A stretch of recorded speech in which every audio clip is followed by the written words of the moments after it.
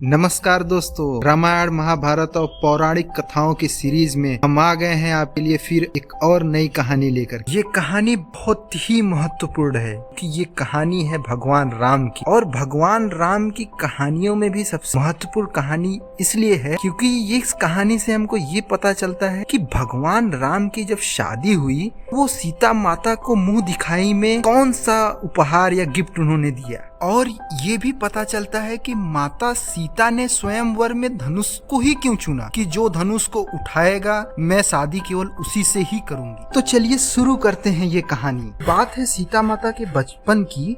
उनके घर में सब चीजों की सफाई होती थी, लेकिन शिव धनुष न उठा पाने की वजह से उसकी सफाई नहीं हो पाती थी। तो सीता माता इन सब चीजों को देखती रही। एक दिन उन्होंने प्रण लिया कि नहीं, मैं ही इस धनुष को उठा करके सफाई करूंगी। तो वो सीता माता उस धनुष को उठा करके सफाई कर रही थी कि बगल से राजा जनक गुजरे।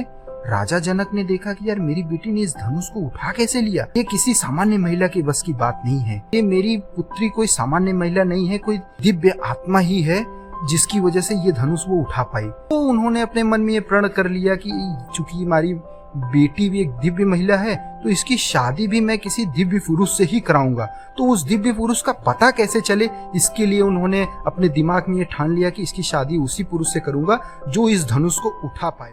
भगवान राम ने जब शिव धनुष को उठा लिया और भगवान राम की शादी हो गई सीता माता से, और जब सीता माता भगवान राम अपने भाइयों के साथ अयोध्या आ गए तो फिर हमारे यहाँ एक चलन चलता आ रहा है कि जब भी हमारी शादी होती है तो मुंह दिखाई में महिलाओं को हम कोई उपहार देते हैं। तो भगवान राम को भी उपहार देना था। सीता माता से उन्होंने कहा कि माता कौशल्या ने हमको बोला है कि आपको मुंह दिखाई के लिए हमें कोई उपहार देना पड़ेगा।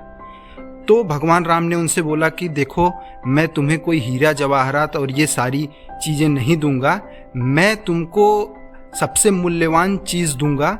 वो ये है कि हमारे कुल में रघुकुल रीत में सदा चली आ रही है कि हमारे लिए वचन बहुत इंपॉर्टेंट रहता है। हम वचन के लिए अपने प्राण का न्यौछावर कर देते हैं, लेकिन वचन से हम पीछे नहीं हटते हैं। तो जाओ, मैं तुमको वचन देता हूँ कि मैं किसी दूसरी महिला से कभी भी शादी नहीं करूंगा या मेरी ज़िंदगी में कभी भी दूसरी महिला नहीं आएगी।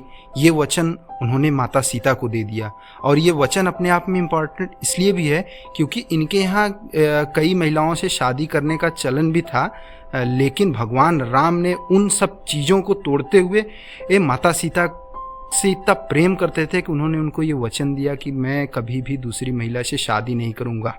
तो अपने आप में भगवान राम इसीलिए मर्यादा पुरुषोत्तम के नाम से जाने जाते हैं। तो ये सारी चीज़ें थी जिनकी वजह से भगवान राम हमेशा पूजनीय हैं। धन्यवाद दोस्तों।